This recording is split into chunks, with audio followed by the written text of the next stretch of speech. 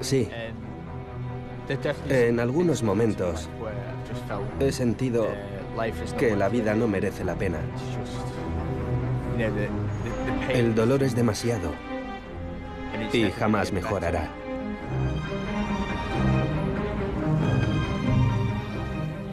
Piensas que nunca se acabará.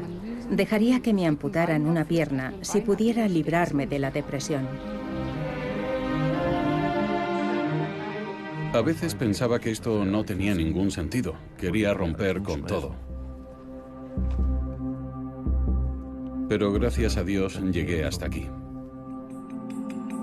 Los científicos buscan pistas para luchar contra la depresión. Sospechan que existe una causa en lo más profundo de nuestro cuerpo, en el sistema inmunitario. ¿Se trata de un nuevo tratamiento revolucionario? Nuestro objetivo primordial es poder ayudar con estos medicamentos a todos esos pacientes a los que no pudimos ayudar de manera eficaz anteriormente. Es de los avances más importantes en la psiquiatría biológica o la psiquiatría general en los últimos 30 años. Con nuestra investigación queremos desarrollar una estrategia para evitar la depresión en el futuro.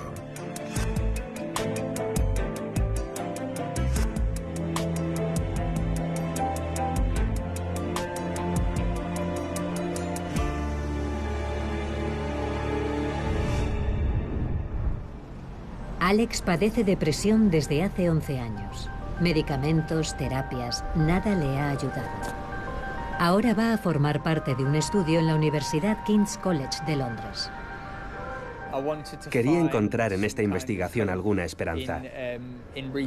Esperanza para personas como yo, que tomamos antidepresivos, pero que no nos sirven de ayuda. Y esa es la situación de aproximadamente un tercio de las personas que sufren depresión. ¿Por qué sigue siendo imposible ayudar a pacientes como Alex? Este es el enigma que los investigadores quieren resolver. ¿Me puedes decir cómo te has sentido en las 2 últimas semanas? Bastante deprimido. E inútil. ¿Y has trabajado? No. ¿Por tu estado de ánimo? Sí. Y dime, ¿has llorado? No. Siento mucha tristeza y mucho dolor dentro de mí, pero no me salen las lágrimas. Los investigadores sospechan que en pacientes como Alex, el sistema inmunitario está desequilibrado. Por eso se generan inflamaciones que provocan la depresión. Para el jefe del estudio, Carmine Pariante, es una oportunidad para usar nuevos medicamentos contra la depresión. El problema con la depresión es que aproximadamente un tercio de los pacientes que la sufren no reacciona a los antidepresivos disponibles, incluso aunque se combinen. Ni siquiera así funcionan en un tercio de los pacientes. Y nosotros pensamos que en esos casos podrían ser pacientes con un alto nivel de inflamación. El sufrimiento mental podría ser también mucho más corpóreo de lo que se creía. Alex a menudo recibe consejos bien intencionados. Anímate, no te vengas abajo, piensa en positivo. Pero muchos no se imaginan lo que significa estar atrapado en una depresión. Los investigadores del King College hacen análisis de sangre y de líquido cefalorraquídeo de los pacientes para comprobar si hay indicios de inflamación, ya que nuestro sistema inmunitario podría tener más poder sobre el cerebro de lo que se pensaba. Durante mucho tiempo, existía la creencia de que el sistema inmunitario no influía en el cerebro. Pero desde los años 90 sabemos que no es así y que, por el contrario, el sistema inmunitario tiene muchas vías con las que regular la función cerebral.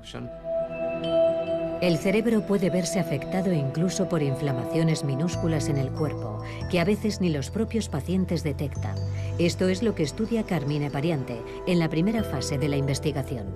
Así obtenemos datos que nunca se habían contrastado sobre el funcionamiento del sistema inmunitario en relación con la depresión. También nos hacemos una idea de qué tipo de trastornos existen y buscamos los medicamentos adecuados para combatirlos. En la Universidad de California, en Los Ángeles, están realizando un ensayo clínico sobre el estrés. George Slavich quiere descubrir cómo afecta exactamente el estrés al sistema inmunitario y, en consecuencia, al cerebro de los sujetos participantes. Hace poco se hizo un gran descubrimiento. Se decía que incluso iba a afectar a los libros de texto especializados. Hay vasos linfáticos muy pequeños, capilares, que se encuentran entre el cerebro y la periferia del cuerpo. Eso demuestra que no deberíamos hablar más sobre el cerebro y el sistema inmunitario como entes independientes, porque ahora sabemos que están conectados a través de una especie de autopista. Esa autopista es una prueba más de que las dolencias físicas y psíquicas están más relacionadas de lo que se pensaba hasta ahora, y de que las inflamaciones también afectan a nuestras emociones. Cuando nuestro cuerpo sufre una herida y entran bacterias y virus, nuestro sistema inmunitario desencadena una reacción inflamatoria. Las células inmunes producen unas proteínas, las citoquinas. Algunas de ellas producen inflamaciones. Otras se encargan de que éstas desaparezcan una vez que los agentes patógenos han sido eliminados. Pero según la teoría de los investigadores, cuando esto sucede, puede aparecer la depresión.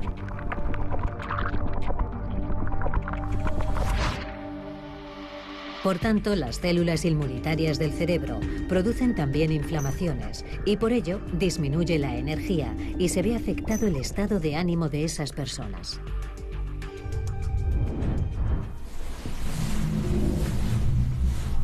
El cuerpo pasa a modo enfermedad. Apatía, pérdida de apetito, desinterés social, síntomas que se parecen mucho a los de una depresión. Pero hay otro dato más que confirma esa conexión. Durante los ensayos se inyectó a los pacientes una sustancia para acelerar la inflamación, y cuanto mayor era la inflamación, más aumentaban los síntomas de depresión. La enfermedad psíquica más frecuente podría tener más detonantes físicos de lo que se creía. En el mundo, aproximadamente 350 millones de personas sufren depresión. Alrededor de 1 de cada 5 padece una depresión a lo largo de su vida. La Organización Mundial de la Salud afirma que hasta el año 2020, ciertos trastornos como la depresión serán la segunda enfermedad más frecuente, después de las enfermedades circulatorias y cardiovasculares. El tratamiento cuesta solamente en Alemania y Francia varios miles de millones de euros al año. Las mujeres la padecen aproximadamente el doble que los hombres. Tristeza profunda, sentimiento de soledad, dificultades para enfrentarse al día a día.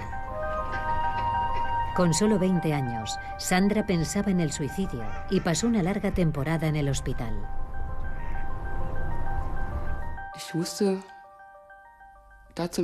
Entonces supe por primera vez que se trataba de una enfermedad. Así que no era algo casual. Habían dado un nombre a mis síntomas, a cómo me sentía. No me lo podía explicar. Sabía que algo no iba bien, pero no podía entenderlo.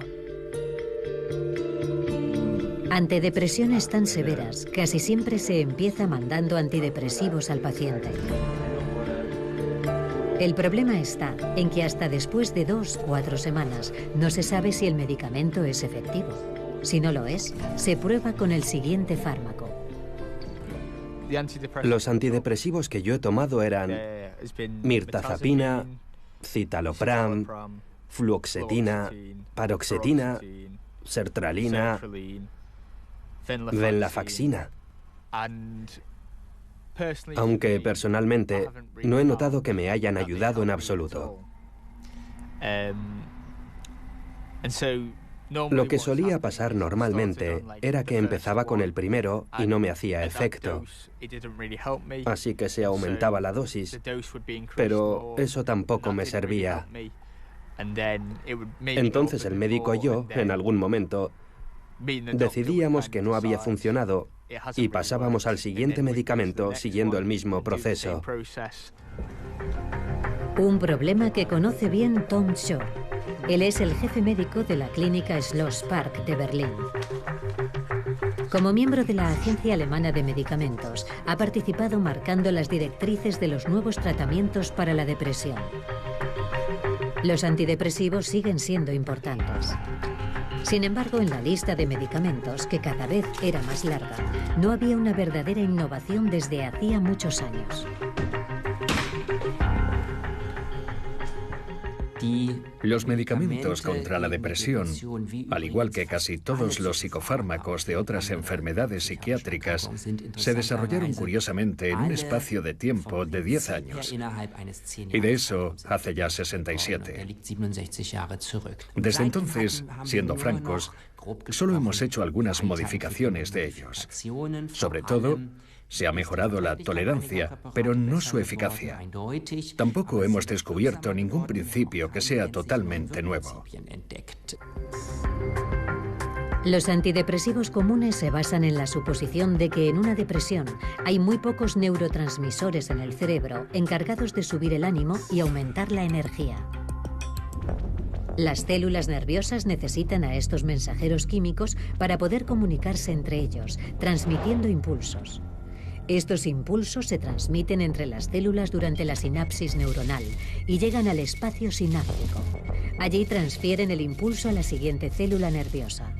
Una vez finalizada la transmisión, los mensajeros químicos se descomponen o son readmitidos de nuevo en la célula. Y justo eso es lo que impiden los antidepresivos comunes, conocidos como inhibidores selectivos de la recaptación. A través de ellos se aumenta la concentración de serotonina o noradrenalina disponible en el cerebro, es decir, las sustancias que afectan a la motivación, el estado de ánimo y la estimulación. Hasta aquí la teoría, pero es un hecho que en gran parte de los pacientes los antidepresivos no son efectivos. ¿Cómo explican esto las empresas que desde hace décadas producen y venden estos medicamentos? El trasfondo de esto es que no existe ninguna certeza sobre los mecanismos y procesos en los efectos de los antidepresivos. En depresiones crónicas, moderadas o severas, los antidepresivos son eficaces. Su efectividad es más bien baja en depresiones leves. A pesar de esto, en los últimos años ha aumentado considerablemente el número de recetas.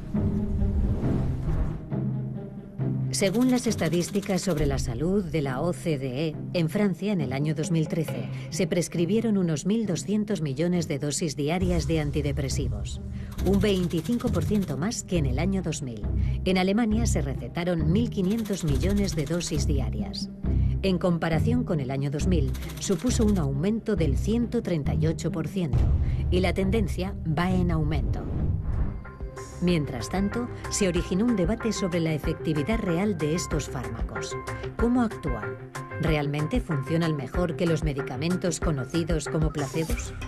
Los fabricantes deben justificar esto antes de su aprobación. Solo en la mitad de estas investigaciones se puede comprobar si el antidepresivo es más efectivo que el placebo. En la otra mitad son igual de efectivos. Estos estudios casi nunca se publican en revistas científicas. Suelen desaparecer en las cajas fuertes de las empresas encargadas de hacerlos. Un colega que recibió información de la Administración de Alimentos y Medicamentos de Estados Unidos pudo comprobar el número de estudios que se realizan y cuántos se publican en revistas científicas.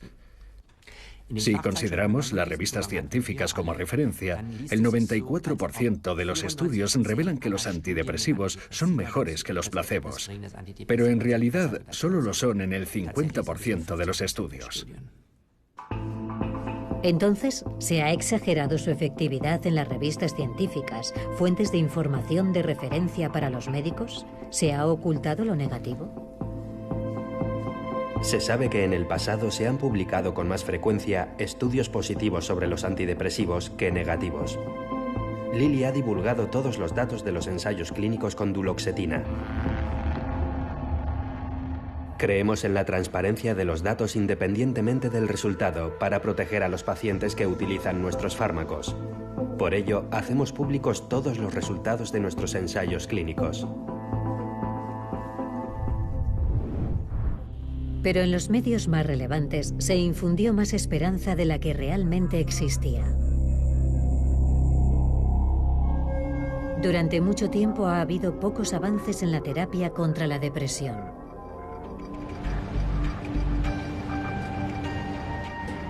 Ahora, George Slavich, de la Universidad de California, investiga la causa que desencadena la depresión. Cuando alguien vive una mala experiencia, sobre todo relacionada con una pérdida, por ejemplo, una muerte, una separación o un divorcio, en algunos casos, esa persona tiene una alta probabilidad de sufrir algún síntoma depresivo. Naturalmente, la pregunta es, ¿por qué? ¿Cómo puede ser que algo que ocurre en el mundo exterior, que esa experiencia penetre en nuestro cerebro e influya en nuestra forma de pensar, en lo que hacemos y cómo nos comportamos? Esa es la pregunta con la que lidiamos. Esto invita a hacer pruebas de estrés. Las pacientes son adolescentes. La mitad de ellas tienen madres que sufren graves depresiones. Las otras no. Los investigadores han desarrollado unas pruebas para someter a todas estas chicas a un estado de estrés calculable. ¿El truco? Una persona se encuentra en situación de estrés si se siente rechazada o no integrada. ¿Te acuerdas? La primera vez que estuviste aquí hicimos un vídeo sobre tu vida. Este vídeo se lo enseñaremos ahora a Hillary. Ella lo verá y podrá señalar lo que piensa de ti. Ella puede escoger la palabra agradable, o interesante, o protectora, etc. Y mientras tanto, tú puedes seguir en el monitor todo lo que ella señala. En la imagen por resonancia magnética se puede medir lo que desencadena la experiencia de estrés en el cerebro de la paciente. Se valora qué áreas de su cerebro se activan cuando ella se siente insegura, aburrida o perezosa.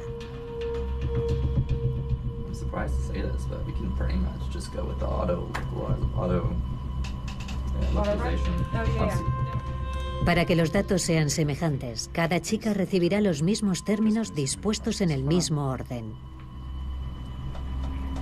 George Slavich y su equipo han realizado ya un nuevo descubrimiento con sus pruebas. Cuando se somete a alguien a estrés social, mientras se le realiza un escáner, se activan algunas regiones del cerebro, que también se activan cuando existe dolor físico. Por ejemplo, ante mucho calor u otro tipo de estímulo que ocasione dolor en el cuerpo.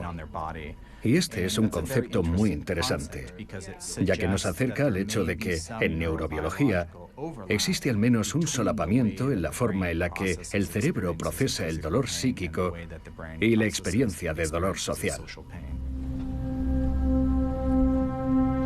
Los resultados del escáner cerebral se comparan con los valores de inflamación que tienen las pacientes en sangre. George Slavich supone que cuanto más reaccione el cerebro al estrés, mayor será la reacción a las inflamaciones.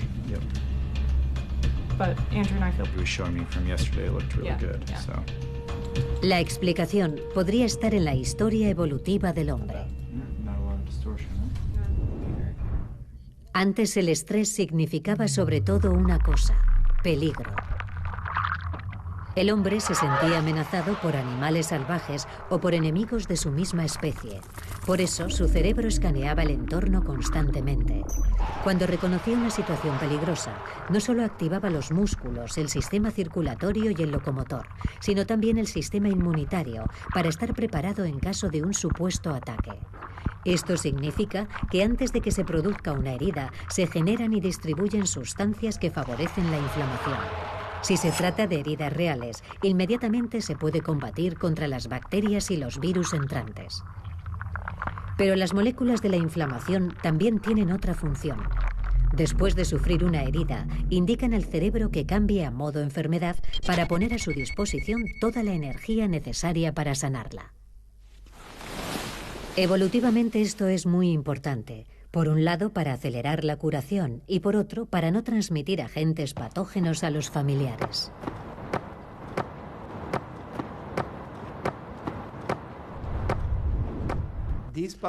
Estos mecanismos biológicos aún perduran. Incluso en la actualidad, que casi nunca tenemos una infección a consecuencia del estrés. Hoy en día, la mayoría de los sensores del estrés son de naturaleza emotiva, pero el mecanismo todavía es el mismo. El precio que pagamos por protegernos teóricamente de las infecciones es un mayor riesgo de padecer depresión. Es como conducir un coche a gran velocidad, a pesar de que ya haya pasado el peligro. Cuando sucede algo en la autopista, metes una marcha más alta para escapar. Pero cuando el peligro pasa, reduces a una marcha inferior, porque ya estás a salvo. Uno se puede adaptar. Pensamos que el problema ocurre en ese momento en el que aumentas de marcha en el coche y lo dejas así. Eso conlleva un gran coste, un coste biológico. Se derrama una cascada de hormonas del estrés. Y estas ejercen gran influencia sobre las células inmunitarias. Normalmente el sistema de estrés se regula a sí mismo, pero ante una situación de estrés permanente, a veces no lo consigue, y de esta forma se puede desequilibrar la balanza del sistema inmunitario. Es un hecho que nuestro cuerpo enferma si vivimos un estrés continuo, pero ¿y el alma? Trabajar 10, 12, 14, incluso 16 horas fue durante muchos años el día a día de Albert. Primero en la construcción y después en su administración de lotería. Para mí, lo único importante era el trabajo. Siempre, solo trabajo. Trabajo, trabajo, siempre más y más, y más y más. Me decía, tú puedes, tú puedes. Mi mujer se percató de que algo no iba bien conmigo. Pero yo no quería darme cuenta. Sandra siempre intentó seguir el ritmo que debía en su trabajo, pero se daba cuenta de que no lo conseguía. Era una carga que le aplastaba. Hoy, debido a su enfermedad, está jubilada. Tiene 45 años. Bueno, definitivamente me cuesta lidiar con el estrés. En cuanto se me vienen encima varias cosas a la vez, reacciono ante eso. También empiezo a dormir mal pensando en lo que me espera. Soy una persona que necesita seguridad. Siempre tengo que saber exactamente lo que pasa. Cuando me ocurren más de una cosa al mismo tiempo, me desbordo. Las herramientas que determinan la capacidad mayor o menor de una persona para lidiar con el estrés se desarrollan en la infancia. Algunas situaciones agobiantes o vivencias traumáticas dejan una huella profunda. No recuerdo tiempos felices, solo algunas situaciones frustrantes y el hecho de que de alguna manera siempre me he sentido diferente. Cuando era muy joven mis padres se separaron. Mi padre era alcohólico y nunca tuve una buena relación con él. Ni siquiera la tengo hoy en día. En el colegio se burlaban de mí. Era bastante introvertido. Yo creo que todos estos factores en conjunto pueden explicar por qué tengo depresiones. Nunca estaré seguro del todo. Vivencias difíciles en la infancia, como situaciones de violencia, la pérdida de uno de los padres o la falta de cariño y confianza. Todo esto tiene efectos permanentes sobre la mente.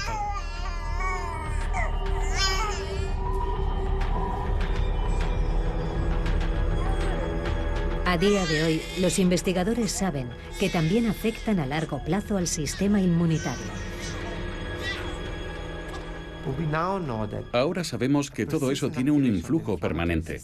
Las personas que han sufrido experiencias traumáticas, incluso cuando los factores de ese estrés se dieron hace 10 o 20 años, cuando son jóvenes adultos, todavía presentan una activación del sistema inmunitario.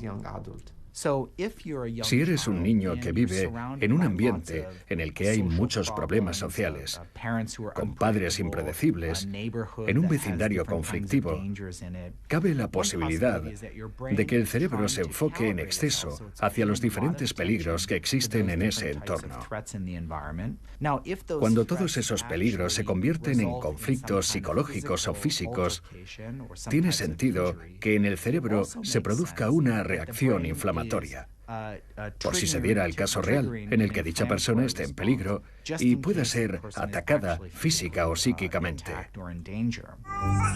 Esto podría explicar por qué el cuerpo se queda permanentemente en ese estado de alerta, más susceptible al estrés y es más propenso a las inflamaciones.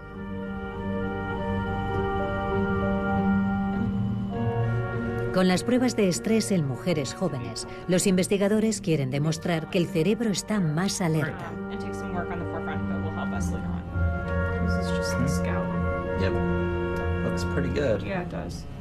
Se podría pensar que esto es un signo neuronal o un marcador neuronal para el futuro, como un detector automático de peligros sociales en el entorno. Y si se confirma que hemos establecido neuromarcadores, quizás se puedan utilizar para predecir quién tendrá más posibilidades de desarrollar síntomas de depresión en el futuro. Alex tiene 26 años. Su enfermedad no le ha permitido tener amistades, relaciones, hobbies o éxito profesional. Desde hace 11 años convive con la depresión, unas veces más leve, otras más intensa, en ocasiones tan severa que pensaba que su vida ya no merecía la pena. Cuando tienes ideas de ese tipo y son tan intensas, de pronto no sientes nada más. Y empiezas a tener pensamientos negativos y oscuros respecto a todo, respecto a ti mismo, al mundo y sobre las personas que te rodean. En algunos momentos de mi vida he llegado a perder totalmente la esperanza y pensaba que no merecía la pena seguir viviendo.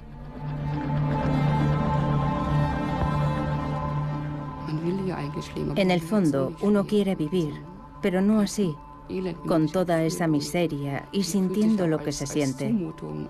Es un suplicio y no quieres molestar a nadie. Piensas que eres una carga para los demás.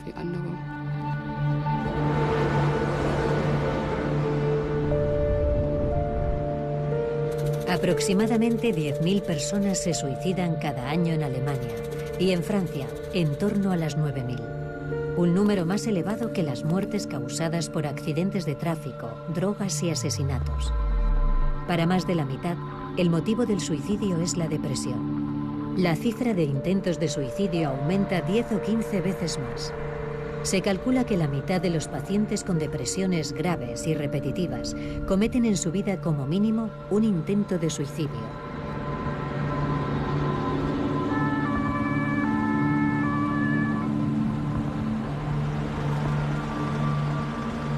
Los medicamentos que se recetan contra la depresión deberían evitar los suicidios.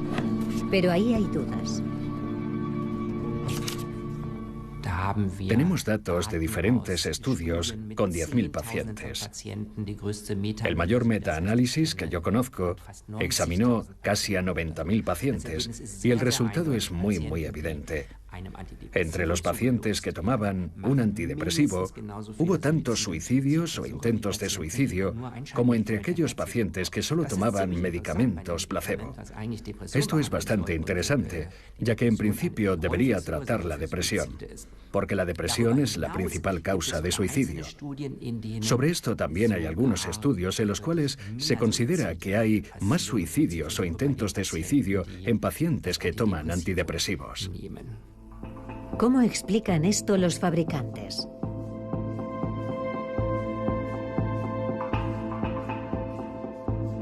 En ciertos casos aislados, sobre todo al principio del tratamiento, es posible que el paciente sienta rápidamente los efectos del medicamento sin superar en realidad su angustia y desesperación.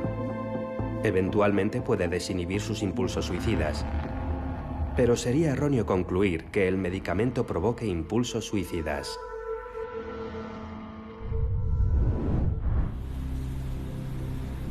La depresión es una enfermedad que se ha investigado durante muchos años. A pesar de ello, no se ha conseguido entender todas sus facetas. En ella pueden influir distintos factores, algunos de los cuales ahora se encuentran en el punto de mira de la investigación, como nuestro sistema digestivo.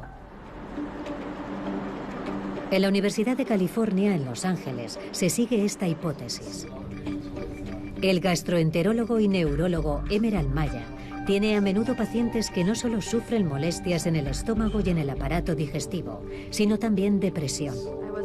¿Podría entonces considerarse que es un detonante más de esta enfermedad? Los medicamentos o los cambios de alimentación para prevenir las inflamaciones intestinales funcionan también en bastantes ocasiones contra los síntomas de la depresión. Emerald Maya está convencido de que el intestino no solo influye en nuestro sistema inmunitario, sino también en nuestro cerebro, pues ambos se comunican entre sí. El intestino tiene un sistema nervioso individual que lo rodea como una fina red con unos 100 millones de células nerviosas, el cerebro del intestino. Utiliza las mismas señales para transmitir información que el cerebro, es decir, transmisores químicos, como la serotonina o la dopamina, productos metabólicos y moléculas de la inflamación. A través de la sangre, el cerebro recibe información sobre las inflamaciones en el intestino, por lo que él mismo puede provocar esa reacción contra la inflamación. La información viaja también a través del nervio vago o nervio neumogástrico, un grueso conjunto de nervios. Estos llegan al territorio del cerebro que afecta nuestras emociones, al sistema linfático. En nuestro intestino viven aproximadamente 100 billones de microbios. Poco a poco se está descubriendo lo importante que es su papel en la comunicación con nuestro cerebro. Se sabe que sin ellos, nuestra vida no sería posible de ningún modo, ya que facilitan la digestión y ayudan al sistema inmunitario, producen vitaminas, neurotransmisores y hormonas. ¿Cómo influyen los aproximadamente 1000 tipos de bacterias de nuestro intestino en la química del cerebro? Es algo sobre lo que los investigadores solo pueden especular. Emerald Maya cree que cuando el equilibrio de esa cantidad de bacterias se altera, se producen también importantes consecuencias para el cerebro. Nuestra alimentación, basada en la comida rápida, parece ser un motivo por el que determinadas bacterias ganan la batalla. Un exceso de alimentos procesados industrialmente, mucha grasa animal, azúcar y aditivos como los emulsionantes favorecen a las bacterias, que también producen tejidos inflamatorios. En la producción industrial de carne hay otro riesgo, los antibióticos. Es muy posible que eso sea para toda la vida, porque estamos en contacto con los antibióticos no solo cuando tenemos una infección, sino también a través de nuestros alimentos, pollos, gambas, carne de ternera. Los animales se crían con dosis masivas de antibióticos y esos productos contienen cantidades residuales de estos antibióticos. Muchos consumimos de por vida pequeñas dosis de antibióticos. Y eso podría ser un factor determinante para los microbios que interactúan en nuestro intestino. Si el fino equilibrio entre las distintas bacterias se rompiera, podrían aparecer inflamaciones crónicas y la mucosa del intestino se vería afectada. Si se llega a tener ese principio de inflamación en el intestino, este sería más penetrable. Y un número mayor de moléculas inflamatorias podrían entrar en el sistema inmunitario y activarlo. Así que no se necesita una infección para activarlo, ni tampoco un proceso autoinmune, porque un cambio en la alimentación puede provocar efectos parecidos. Esto podría favorecer enfermedades como la depresión. El remedio para luchar contra ello es tomar mucha verdura y fruta. A las bacterias buenas de nuestro intestino les gusta la fibra vegetal. Estas producen ácidos grasos que son antiinflamatorios muy efectivos. El pescado también puede ayudar, gracias al ácido graso omega 3, que según algunos estudios puede reducir el riesgo de depresión. Somos lo que comemos. Para Sandra esto es más que un dicho. Ella sabe que la alimentación también juega un papel determinante en su enfermedad. Pero en las épocas en las que su depresión es más severa, no hay lugar para esos pensamientos. En el día a día todo es bastante difícil, como para ponerte a pensar en cocinar algo saludable. Al final preparas algo rápido, una rebanada de pan con un poco de requesón, vaya, lo que tenga en ese momento en la nevera. La alimentación sana es laboriosa y uno tiene que ser constante. Para que las bacterias buenas sobrevivan en nuestro intestino, necesitan constantemente el alimento ideal.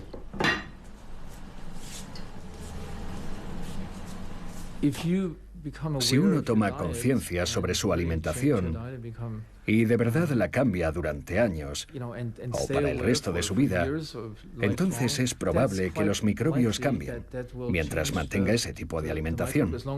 De ese modo se podría influir en parte en el estado de una inflamación. Y haciendo hincapié en esa conexión con el cuerpo, se pueden hacer ejercicios que también mejorarán la depresión. Este marco teórico nos facilita la incorporación de más tipos de tratamientos que van más allá de los medicamentos. Es un estilo de vida. Cambios en la alimentación que pueden tener un efecto sobre la depresión y sobre nuestro cuerpo. No solo el estilo de vida parece que influye en las inflamaciones, sino también la manera en la que uno percibe el mundo. Se sospecha que si alguien piensa repetidamente en experiencias estresantes, se interactúa siempre con lo negativo, se provoca a sí mismo una forma de estrés permanente.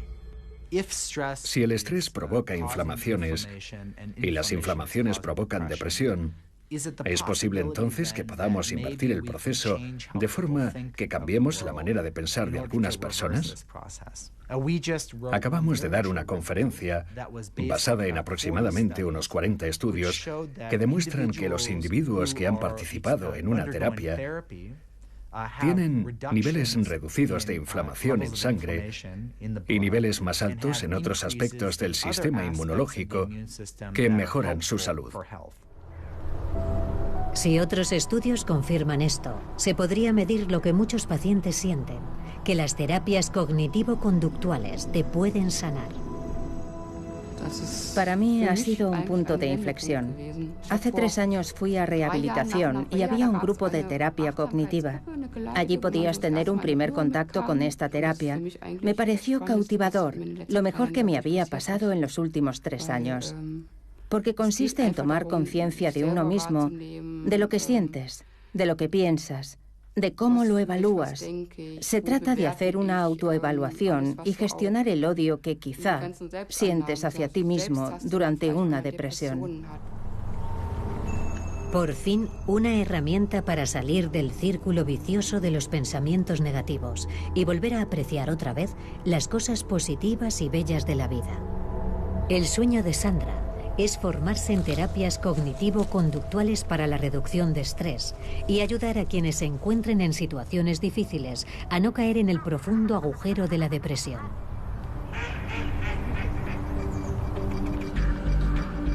Una de las cuestiones abiertas es por qué el estrés conduce a algunas personas a la depresión y a otras no. George Slavic ha identificado una región en el cerebro que podría ser responsable de esto.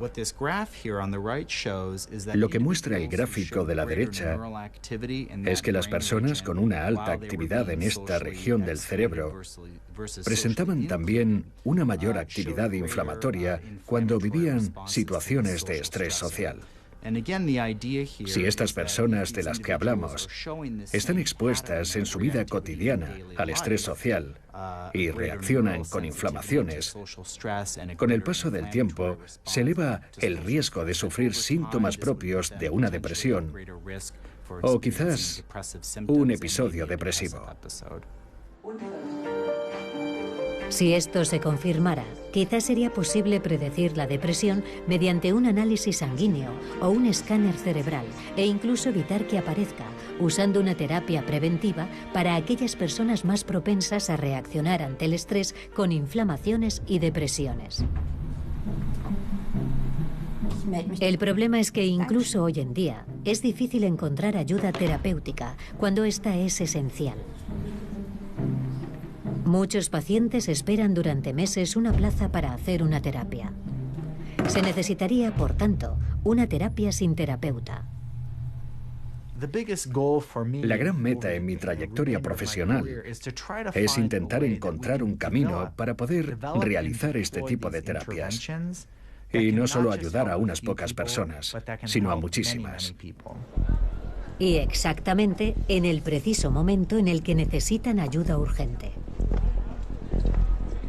A través de una aplicación. Los smartwatch o los smartphone vigilan permanentemente el nivel de estrés y dan instrucciones. Quizás pueda resultar extraño escuchar una voz que te diga que tienes que respirar más despacio, que tienes que concentrarte en la respiración y mantener la compostura en ese momento. Pero la verdad es que quienes sufren depresión, de todas formas, escuchan una voz negativa dentro de su cabeza.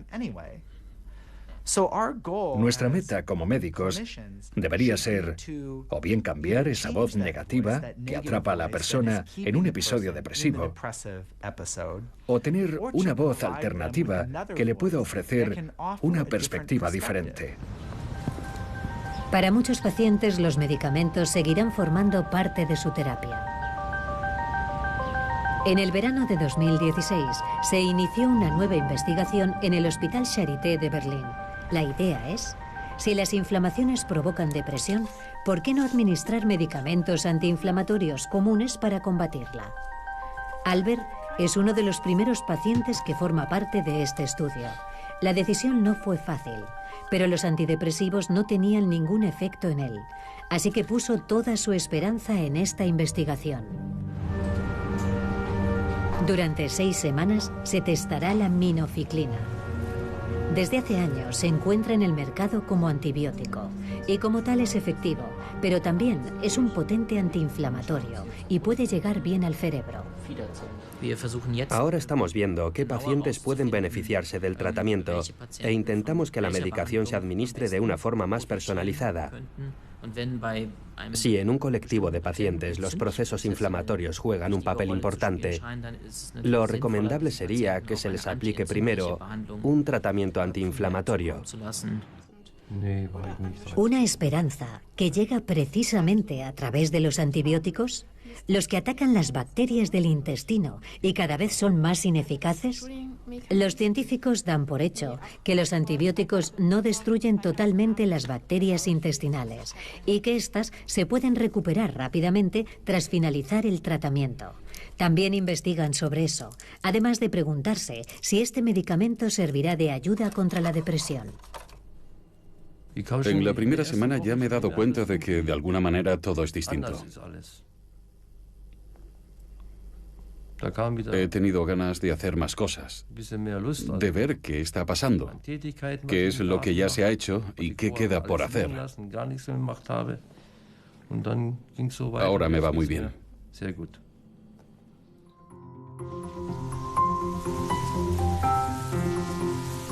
Hasta ahora nadie sabe si Albert tomó durante 6 semanas el medicamento o si se le administró un placebo. Hasta que un total de 160 pacientes de 7 clínicas alemanas no hayan finalizado el ensayo, no se sabrá a qué grupo pertenecía él. Pero Albert cree firmemente que tomó el medicamento, ya que ha visto un cambio tras años de sufrimiento. Desde entonces todo ha ido a mejor. Después de 6 semanas dejé de tomarlo. De eso hace ya 2 meses. Por ahora todo sigue igual. Podría haber sido peor. En el momento exacto conseguí dar el salto.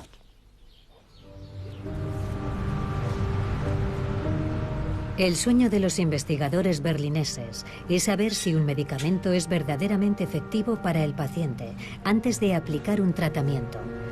No realizar pruebas a costa de su sufrimiento y de los efectos secundarios adversos. Para ello filtran determinadas células de su sangre y las tratan, de manera que sean casi idénticas a las células inmunitarias del cerebro.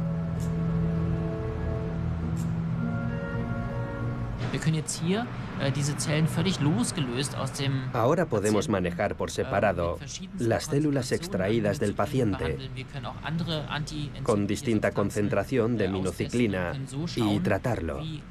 Podemos también testar otras sustancias antiinflamatorias y ver así cómo reaccionan las células específicas de los pacientes al tratamiento antiinflamatorio.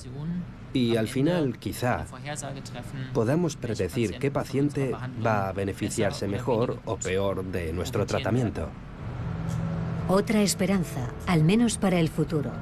Y si el estudio demuestra que este antibiótico, la minociclina, es verdaderamente eficaz en algunas formas de depresión, podría usarse rápidamente en las clínicas. Pasarán años hasta que los nuevos ingredientes activos, que solo apunten a los mecanismos de la enfermedad, se puedan testar en pacientes. ¿La industria farmacéutica no tiene nada que decir? Durante muchos años ha ganado mucho dinero con los antidepresivos. ¿Invierte una parte de este beneficio en el desarrollo de nuevos medicamentos contra la depresión? No parece que ninguno de los líderes del mercado participe en la investigación. La investigación sobre los medicamentos para el tratamiento de la depresión ha sido un punto fuerte durante décadas, pero hoy en día se ha dejado un poco de lado. Nuestras actividades de investigación se concentran en otros campos. De todas formas, también esperan encontrar medicamentos contra la depresión investigando en otros campos. GSK forma parte de una sociedad público-privada que tiene una base de investigación para establecer posibles conexiones entre el sistema inmunológico y las interferencias afectivas. A esa base en común de la investigación pertenece también el estudio de Carmine Pariante en Londres, que consta de 2 etapas. En la primera etapa investigan mediante qué mecanismos provoca el sistema inmunitario la depresión. En la segunda, quieren desarrollar ingredientes activos que lo eviten. No solo participan 7 universidades británicas, sino también algunas empresas farmacéuticas, que en el fondo compiten entre ellas. Es muy poco común manejar nuestros datos tan abiertamente y poner a disposición nuestras moléculas para que las personas se beneficien de ello. Pero consideramos que funciona muy bien.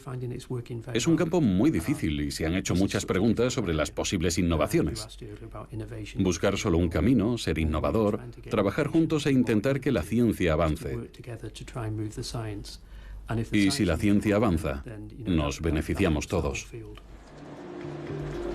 Durante todo un año, los investigadores se dedicarán a recopilar gran cantidad de datos.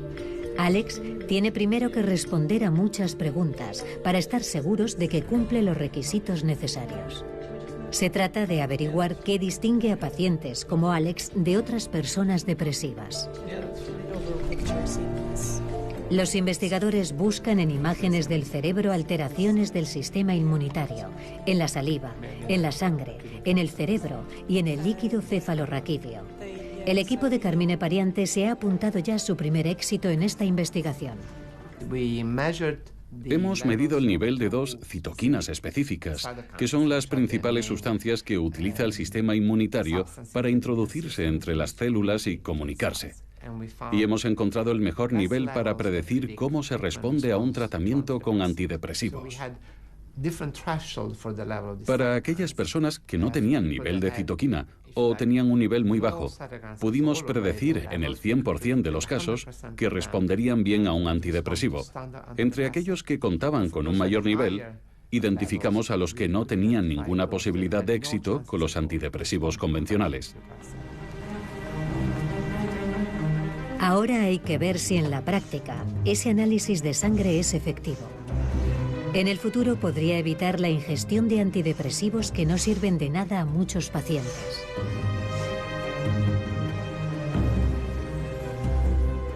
Hay esperanza de que esta enfermedad, que durante décadas ha sido tratada como una dolencia del alma, ahora se pueda combatir con métodos de la medicina moderna, con pruebas sofisticadas y terapias personalizadas para cada paciente.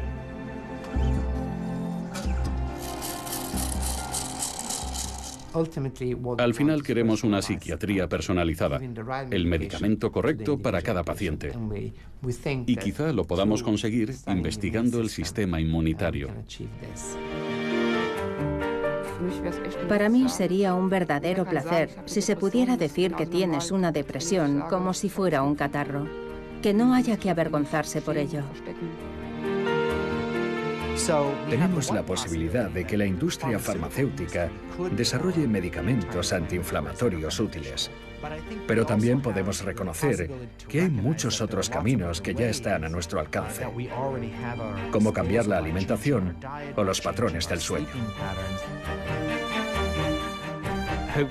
Esperemos que de esta investigación puedan surgir nuevos tratamientos, distintos a los antidepresivos que existen hoy en día, que puedan ayudar a otras personas.